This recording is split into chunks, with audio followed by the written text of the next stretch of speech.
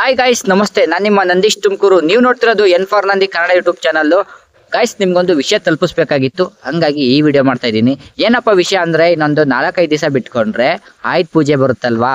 ಆಯುಧ ಪೂಜೆಗೆ ಪ್ಯೂರ್ ನಾಟಿ ಹುಂಜಗಳು heavy demand ಆಗುತ್ತೆ ಮೈಸೂರಿನಲ್ಲಿ. ಯಾಕಂದ್ರೆ ಎಷ್ಟೊಂದು ಜನ ಆಯುಧ ಪೂಜೆಗೆ ವೆಹಿಕಲ್ಗಳಿಗೆಲ್ಲನ ಅದನ್ನ ಅರ್ಪಣೆ ಮಾಡೋದಿರುತ್ತೆ, ಇನ್ನೊಂದಿರುತ್ತೆ, ಮತ್ತೊಂದಿರುತ್ತೆ. ಹಂಗಾಗಿ ಹೆವಿ ಡಿಮ್ಯಾಂಡ್ ಆಗುತ್ತೆ ಹುಂಜಗಳಿಗೆ. ಪ್ರತಿಯೊಬ್ರು ನಿಮ್ಮ ಹತ್ರ ಸಂತೆಗಳಿಗೆ ತಗೊಂಡೋಗಿ ಮಾರಿ. ಹುಂಜ ಮಾರೋದು ಪ್ರತಿ ದಿವಸ ಕಷ್ಟ ಆಗ್ತಾ ಇತ್ತು. ಬಟ್ ಆದ್ರೆ ಈ ಸೀಸನ್ ಅಲ್ಲಿ, ಆಯುಧ ಪೂಜೆ ಸೀಸನ್ ಅಲ್ಲಿ ಹುಂಜಕ್ಕೆ ಮಾತ್ರ ಭಾರಿ ಡಿಮ್ಯಾಂಡ್ ಇರುತ್ತೆ. ಎಕ್ಸಾಂಪಲ್ ಹೇಳಿದ್ರೆ 400 ರೂಪಾಯಿ ಕೆಜಿ ನಡೀತಿರುತ್ತೆ ಅಂತ ಅನ್ಕೊಳ್ಳಿ. ಇವಾಗ 450ರಿಂದ 550 ಆದ್ರೂ ಹೇಳಕ್ ಬರಲ್ಲ. ಮಾಲ್ ಮೇಲೆ ಡಿಪೆಂಡ್ ಆಗಿರುತ್ತೆ.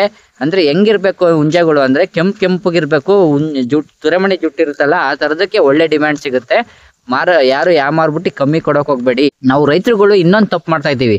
ಏನಪ್ಪಾ ಅಂದ್ರೆ, ಈಗ ನಮ್ಗೆ ಸಂತೆಗೆ ಏನೋ ತಗೊಂಡೋಗ್ತೀವಿ, ಕೋಳಿನೋ ಕುರಿನೋ ಇಲ್ಲಾಂದ್ರೆ ತರಕಾರಿನ ಏನೋ ಒಂದು ಮಾರ್ಬೇಕು ಅಂತ ತಗೊಂಡೋದಾಗ ರೋಡಲ್ಲಿ ಯಾರೋ ಸಿಗ್ತಾರೆ, ಅದನ್ನ ಹಿಡ್ಕೊಂತಾರೆ, ನನ್ಗೆ ಇದು ಬೇಕು ಅಂತಾರೆ, ನಾವು ಕೊಟ್ಬಿಟ್ಟು ಹೋಗ್ಬಿಡ್ತೀವಿ. ಅದೇ ತಪ್ಪು ಮಾಡ್ತಾ ಇರೋದು. ಹಂಗ್ ಮಾಡಕ್ಕೆ ಹೋಗ್ಬೇಡಿ. ಡೈರೆಕ್ಟ್ ಬಜಾರ್ಗೆ ಹೋಗಿ, ಬಜಾರಲ್ಲಿ ಒಂದ್ 10 ನಿಮಿಷ ನಿಂತ್ಕೊಂಡು ನೋಡಿ ಏನ್ ರೇಟ್ ನಡೀತಾ ಐತೆ, ಯಾವ್ಯಾವ ಮಾಲ್ಗೆ ಎಷ್ಟು ಡಿಮ್ಯಾಂಡ್ ಐತೆ, ಏನ್ ರೇಟ್ ಆಗ್ಬೋದು ಅಂತ ನೋಡಿದ್ರೆ ನಿಮ್ಮ ಮಾಲ್ಗೆ ಎಷ್ಟು ರೇಟ್ ಸಿಗುತ್ತೆ ಅಂತ ನಿಮ್ಗೆ ಅಂದಾಜು ಗೊತ್ತಾಗುತ್ತೆ. ಎಕ್ಸಾಂಪಲ್, ಇವಾಗ ನೀವು ರೋಡಲ್ಲಿ ಕೊಟ್ಟಿರೋದಕ್ಕಿಂತ ಇಲ್ಲಿ ನಿಮ್ಗೆ ಕೆಜಿಗೆ 20 ರೂಪಾಯಿ 30 ರೂಪಾಯಿ ಜಾಸ್ತಿ ಅಂತ ಪಕ್ಕಾ ಸಿಗುತ್ತೆ. ಪ್ರತಿ ಯಾವುದೇ ಸಂತೆಲಾದ್ರೂ ಅಷ್ಟೇನೆ. ಆಮೇಲೆ ಇನ್ನೊಂದೇನಪ್ಪಾ ಅಂದ್ರೆ, ಈ ಕೋಳಿಗಳು ಮಾರ್ಬೇಕು ಅಂತ ಸಂತೆಗೆ ತಗೊಂಡು ಹೋಗ್ತೀವಲ್ವಾ, ಯಾರು ಉಂಡೆ ಲೆಕ್ಕ ಅಂತ ಕೊಡಕ್ ಹೋಗ್ಬೇಡಿ ಗುರು. ನಿಜವಾಗ್ಲೂ ಮಾರ್ಬಿಡ್ತಾರೆ ಉಂಡೆ ಲೆಕ್ಕ ಕೊಟ್ಬಿಟ್ರೆ. ಯಾರೇ ವ್ಯಾಪಾರಿ ತಗೊಂಡಾದ್ರೂ ಇರೋದ್ ಹೇಳ್ಬಿಡ್ತೀನಿ, ಅವನ್ ತಗೊಂಡೋಗಿ ಬೇರೆ ಅಂಗಡಿಗೆ ತೂಕಕ್ಕೇನೆ ಹಾಕೋದು, ತೂಕದ ಲೆಕ್ಕದಲ್ಲೇ ಹಾಕೋದು. ಅವನು ಮೈಂಡ್ ಕ್ಯಾಲ್ಕುಲೇಟ್ ಮಾಡ್ಕೊಂಡೆ ನಿಮ್ಮ ಹತ್ರ ತಗೊಳೋದು. ಇವಾಗ 1.25 kg 2 kg ಹುಂಜಗಳು ಬರ್ತಾ ಇರುತ್ತೆ ಅನ್ಕೊಳ್ಳಿ. ನೀವು ವ್ಯಾಪಾರ ಹೇಳೋದೇ 900 1000 ಹೇಳ್ತೀರಾ. 2 kg ಹುಂಜಕ್ಕೆ ಅಕಸ್ಮಾತ್ ಮಾರ್ಕೆಟ್ ಅಲ್ಲಿ 500 ರೂಪಾಯಿ ಕೆಜಿ ನಡೀತಾ ಇತ್ತೋ, ಇಲ್ಲ 450 ರೂಪಾಯಿ ಕೆಜಿ, 450 ರೂಪಾಯಿನ ಲೆಕ್ಕ ಹಾಕೊಳ್ಳಿ. 2 kg ಹುಂಜಕ್ಕೆ 900 ರೂಪಾಯಿ ಆಗುತ್ತೆ. ನೀವು ಹೇಳಿರೋದೇ 900 ರೂಪಾಯಿ ವ್ಯಾಪಾರ. ಅದ್ರಲ್ಲೂ ದಲ್ಲಾಳಿ ಏನ್ ಮಾಡ್ತಾನೆ ಅಂದ್ರೆ, 400 ರೂಪಾಯಿ ಕೊಡ್ಲಾ, 500 ರೂಪಾಯಿ ಕೊಡ್ಲಾ, 600 ರೂಪಾಯಿ ಕೊಡ್ಲಾ ಅಂದಾಗ ನೀವೇನ್ ಮಾಡ್ತೀರಾ, 900 ರೂಪಾಯಿಂದ ಇನ್ನ 100 ಇಳ್ಕೊಂಬತ್ತೀರಾ. 650ಕ್ಕೆ 700ಕ್ಕೆ ಕೊಟ್ಬಿಟ್ಟು ಹೋಯ್ತೀರಾ. ನಿಮ್ಗೇನ್ ಅನ್ಸುತ್ತೆ, ಒಂದುಂಜನ್ ನಾನು 600 ರೂಪಾಯಿಗೆ ಮಾರ್ದ ಅನ್ಸುತ್ತೆ. ಆದ್ರೆ ನೀವ್ ಇದ್ರಲ್ಲಿ 300 ರೂಪಾಯಿ ಕಳ್ಕೊಂಡಿರ್ತೀರಾ. ಆ ತಪ್ಪು ಮಾಡಕ್ಕೆ ಹೋಗ್ಬೇಡಿ. ಇನ್ನೊಂದೇನಂದ್ರೆ, ಹಿರಿಯವ್ರಿಗೆ ಅರ್ಥನೇ ಆಗಲ್ಲ ಪಾಪ. ಅವ್ರಿಗೆ ಈ ವಿಡಿಯೋಸ್ಗಳೆಲ್ಲ ನೋಡಲ್ಲ, ಅವ್ರಿಗೇನು ಗೊತ್ತಿಲ್ಲ ಹೆಂಗ್ ನಡೀತೈತೆ ಏನೋ ಅನ್ಬಿಟ್ಟು. ನಾವು ಮಕ್ಳುಗಳು ಮೊಮ್ಮಕ್ಳುಗಳು ಇನ್ನೊಬ್ರು ಮತ್ತೊಬ್ರು ಅವ್ರಿಗೆ ಅರ್ಥ ಮಾಡಿಸ್ಬೇಕು. ಕೆಜಿ ಲೆಕ್ಕದಲ್ಲಿ ಮಾರಿ, ಪಕ್ಕ ನೀವು ಅಂದ್ಕೊಂಡಿರೋದ್ಕಿಂತ ಜಾಸ್ತಿ ಸಿಗುತ್ತೆ. ಆಮೇಲೆ ಇನ್ನೊಂದೇನಪ್ಪಾ ಅಂದ್ರೆ, ನಾವ್ ಇವಾಗ ಯಾರೋ ಒಬ್ರಿಗೆ ಕೋಳಿ ತಗೊಂಡು ಕೊಡ್ತಾ ಇರ್ತೀವಿ. ಪ್ರತಿ ಒಂದ್ 4-5 ವರ್ಷದಿಂದ ಒಬ್ರಿಗೆ ಕೊಡ್ತಾ ಇರ್ತೀವಿ. ಅವ್ರೊಬ್ರದೇ ನಂಬರ್ ಇಟ್ಕೊಂಡು ಅವ್ರೊಬ್ರಿಗೆ ಫೋನ್ ಮಾಡಿ ಕೇಳ್ತೀವಿ, ಅಣ್ಣ ರೇಟ್ ಎಷ್ಟೈತಣ್ಣ, ಇಷ್ಟು ತಗೊಂಡಾಗ ಅವ್ರಿಗೆ ಕೊಟ್ಬಿಟ್ಟು ಡೈರೆಕ್ಟ್ ಆಗಿ ಮನೆಗೆ ಹೋಗ್ತೀವಿ. ಅದೇ ಒಂದ್ ದೊಡ್ಡ ತಪ್ಪು. ಸಂತೆಗೆ ಬರ್ತಿರಲ್ಲ, ಅದೇ ತರ ವ್ಯಾಪಾರಿಗಳ್ದು ಒಂದ್ 10 ಜನ ನಂಬರ್ ತಗೊಳ್ಳಿ. ನಾವು ಕಳ್ಕೊಳೋದೇನಿಲ್ಲ. ಫೋನ್ ಮಾಡಿ ಕೇಳಿ, ಅಣ್ಣ ಹೆಂಗ್ ರೇಟ್ ನಡೀತೈತೆ, ಏನ್ ನಡೀತೈತೆ ಅಂತ ಕೇಳಿ. ಆಮೇಲೆ ನೀವು ಪರ್ಮನೆಂಟ್ ಕೊಡ್ತಿರ್ತೀರಲ್ಲ, ಅವ್ರಿಗೂ ಫೋನ್ ಮಾಡಿ ಕೇಳಿ. ಎಲ್ಲರಿಗಿನ್ನ ಒಂದ್ 20 ರೂಪಾಯಿ ಇವ್ರು ನಿಮ್ಗೆ ಕಮ್ಮಿಗೆ ಹಾಕೊಡ್ತಿರ್ತಾರೆ, ನಿಮ್ಗೆ ಇಲ್ಲೇ ಹಾಪಿಡ್ತಿರ್ತಾರೆ. ಈ ತರ ಇನ್ಫಾರ್ಮೇಶನ್ಸ್ ವಿಡಿಯೋಗಳನ್ನ ನಾನೇ ಅಂತಲ್ಲ, ಬೇರೆ ಯಾರೇ ಮಾಡಿದ್ರು ಆದಷ್ಟು ನಿಮ್ಮ ಸ್ನೇಹಿತರುಗಳಿಗೆ ಮತ್ತೆ ರೈತರುಗಳಿಗೆ ಶೇರ್ ಮಾಡೋಣ, ವಾಟ್ಸಪ್ ಸ್ಟೇಟಸ್ಗಳಲ್ಲಿ ಹಾಕೋಣ. ಇದ್ರ ಉದ್ದೇಶ ಏನಪ್ಪಾ ಅಂದ್ರೆ, ಅಕ್ಕಿ ಬೆಳೆಯೋ ಮುಗ್ಧ ರೈತನಿಗೆ ಸಿಗೋದ್ರಲ್ಲಿ ಒಂದ್ 10-20 ರೂಪಾಯಿ ಕೆಜಿಗೆ ಜಾಸ್ತಿ ಸಿಕ್ತು ಅಂದ್ರೆ ಅವನ್ ಖುಷಿನೇ ಬೇರೆ. ಯಾಕಂದ್ರೆ 50 ರೂಪಾಯಿ ಇತ್ತು ಅಂದ್ರೆ ಒಬ್ಬ ರೈತ ಒಂದು ದಿವಸ ಖುಷಿಯಾಗಿ ನೆಮ್ಮದಿಯಾಗಿ ಜೀವನ ಮಾಡ್ತಾನೆ. ಅವನಿಗೆ ಗೊತ್ತಿರುತ್ತೆ 50 ರೂಪಾಯಿ ಬೆಲೆ ಏನು ಅನ್ಬಿಟ್ಟು. ಇನ್ನೊಂದು ಇಂಪಾರ್ಟೆಂಟ್ ವಿಷಯ ಹೇಳೋದೇ ಮರ್ತಿದ್ದೆ ಗುರು.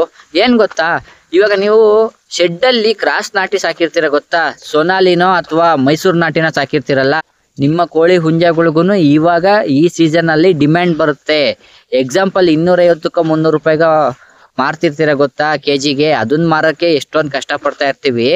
ಅಂತದ ಇವಾಗ ನೀವ್ ಇನ್ನ 50 ರೂಪಾಯಿ 100 ರೂಪಾಯಿ ಡಿಮ್ಯಾಂಡ್ ಮಾಡಿದ್ರು ಹೆಚ್ಚು ಕಮ್ಮಿ ತಗೊಂಡ್ ಹೋಗ್ತಾರೆ. ಯಾಕೆ ಅಂತ ಹೇಳ್ತೀನಿ ಕೇಳಿ. ಅದಕ್ಕಿಂತ ಮುಂಚೆ ನಿಮ್ ಕೋಳಿಗಳು ಹೆಂಗಿರ್ಬೇಕು ಅಂದ್ರೆ, ಶೈನಿಂಗ್ ಆಗಿರ್ಬೇಕು, ಪುಕ್ಕ ಹೋಗಿರ್ಬಾರ್ದು, ಇದು ಮೂತಿ ಕಟ್ ಮಾಡಿರ್ಬಾರ್ದು. ಈ ಜುಟ್ಟು ಉದ್ದ ಇರೋ ಹುಂಜಗಳಿಗೆ ಹೆವಿ ಡಿಮ್ಯಾಂಡ್ ಇರುತ್ತೆ. ಇವಾಗ ಪ್ಯೂರ್ ನಾಟಿ ತಗೊಂಡಿರ್ತಾರೆ ಗೊತ್ತಾ ಸಂತೆನಲ್ಲಿ ದಲ್ಲಾಳಿಗಳು.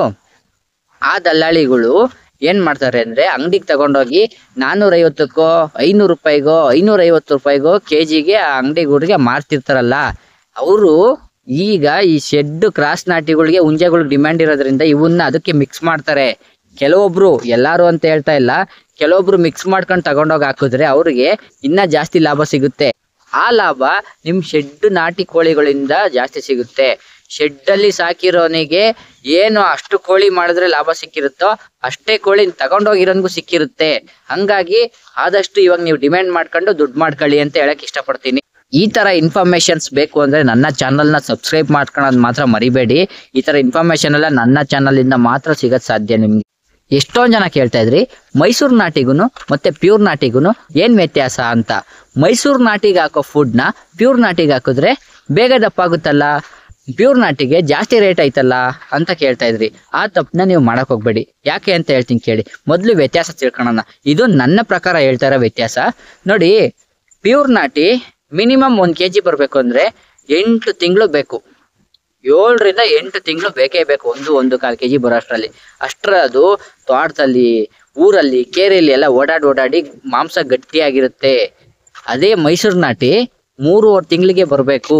3.5 ತಿಂಗಳಿಗೆ ಬರುತ್ತೆ. 1.25 kg ಆಗೋಷ್ಟು 3.5 4 ತಿಂಗಳಲ್ಲಿ. ಅದ್ರ ಮೇಲೆ ಏನಾದ್ರು ಜಾಸ್ತಿ ಇನ್ನ 5 ತಿಂಗಳಿಗೆ 1.25 kg ಆಯ್ತು ಅಂದ್ರೆ ಮೇವ್ ಆಗ್ತಿರೋನ್ಗೆ, ಅದ್ ಸಾಕ್ತಿರೋನ್ಗೆ ಏನು 1 ರೂಪಾಯಿನೂ ಸಿಗಲ್ಲ. ಹಂಗಾಗಿ 3.5 ತಿಂಗಳು 4 ತಿಂಗಳಿಗೆ ಬರುತ್ತೆ. ಮಾಂಸ ಫುಲ್ ಸಾಫ್ಟ್ ಇರುತ್ತೆ, ಎಳೆ ಮಾಂಸ ಇರುತ್ತೆ.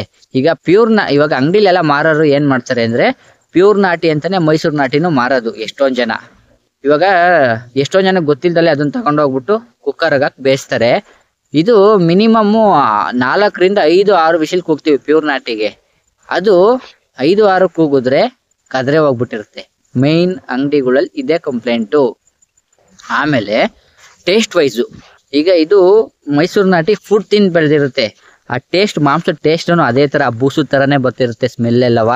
ಅದೇ ಪ್ಯೂರ್ ನಾಟಿ ಕಸ ಕಡ್ಡಿ ಆಳು ಮೂಳು ಹಾಯ್ಕೊಂಡು ತಿಂದಿರುತ್ತಲ್ಲ, ಅದು ಟೇಸ್ಟು ಚೆನ್ನಾಗಿರುತ್ತೆ.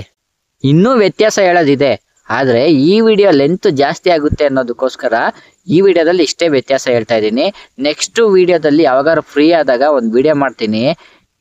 ಮೈಸೂರು ನಾಟಿ ಅಂದ್ರೆ ಹೆಂಗಿರುತ್ತೆ ಕೋಳಿ, ಮತ್ತೆ ಪ್ಯೂರ್ ನಾಟಿ ಅಂದ್ರೆ ಹೆಂಗಿರುತ್ತೆ, ಈ ಸೊನಾಲಿ ಅಂದ್ರೆ ಹೆಂಗಿರುತ್ತೆ, ಮಾಂಸ ಯಾವ ಕಲರ್ ಇರುತ್ತೆ, ಹೆಂಗೆ ಶೈನಿಂಗ್ ಇರಬೇಕು, ಅದನ್ನೆಲ್ಲ ಆ ಕೋಳಿಗಳು ಸಿಗುತ್ತಲ್ಲ ಅವಾಗ ತೋರಿಸ್ಬಿಟ್ಟು ಹೇಳ್ತೀನಿ. ಅಲ್ಲಿವರೆಗೂ ನನ್ನ ಯೂಟ್ಯೂಬ್ ಚಾನಲ್ನ ಸಬ್ಸ್ಕ್ರೈಬ್ ಮಾಡ್ಕೊಳೋದು ಮರಿಬೇಡಿ. ಯಾಕೆ ಅಂತ ಹೇಳ್ತೀನಿ ಕೇಳಿ. ಮುಂದಿನ ದಿವಸಗಳಲ್ಲಿ ದೊಡ್ಡ ಬಿಸ್ನೆಸ್ಗಳಿಗೆ ಕೈ ಹಾಕ್ಬಿಟ್ಟು ಪ್ರಾಕ್ಟಿಕಲ್ ಆಗಿ ತೋರಿಸ್ತೀನಿ, ಇಷ್ಟೇ ಲಾಭ ಸಿಗುತ್ತೆ, ಇಷ್ಟು ಇದು ಮಾಡ್ಬೋದು ಅಂತ. ಯಾರಿಗೋಸ್ಕರ ಅಂದ್ರೆ ನಮ್ಮ ಹಳ್ಳಿಯಿಂದ ಸಿಟಿಗೆ ಹೋಗಿ ಜೀವನ ಮಾಡ್ತೀನಿ ಅಂತ ಹಳ್ಳಿ ಬಿಟ್ಟು ಹೋಗ್ತಿರ್ತಾರಲ್ಲ ಅಂಥವ್ರು ಸ್ವಂತ ಉದ್ದಿಮೆ ಕಟ್ಕೊಬೇಕು ನಮ್ಮ ಹಳ್ಳಿನಲ್ಲೇನೆ. ನಾವು ಯಾರಿಗೂ ಸಲಾಮ್ ಹೊಡಿಬಾರ್ದು. ನಾವು ರೈತರ ಮಕ್ಕಳು ಯಾವತ್ತೂ ರಾಜರುಗಳೇ. ಅವರಿಗೋಸ್ಕರನೇ ಈ ವಿಡಿಯೋಸ್ಗಳೆಲ್ಲ ಮಾಡ್ತಾ ಇರೋದು. ಸಬ್ಸ್ಕ್ರೈಬ್ ಆಗೋದು ಮಾತ್ರ ಮರಿಬೇಡಿ.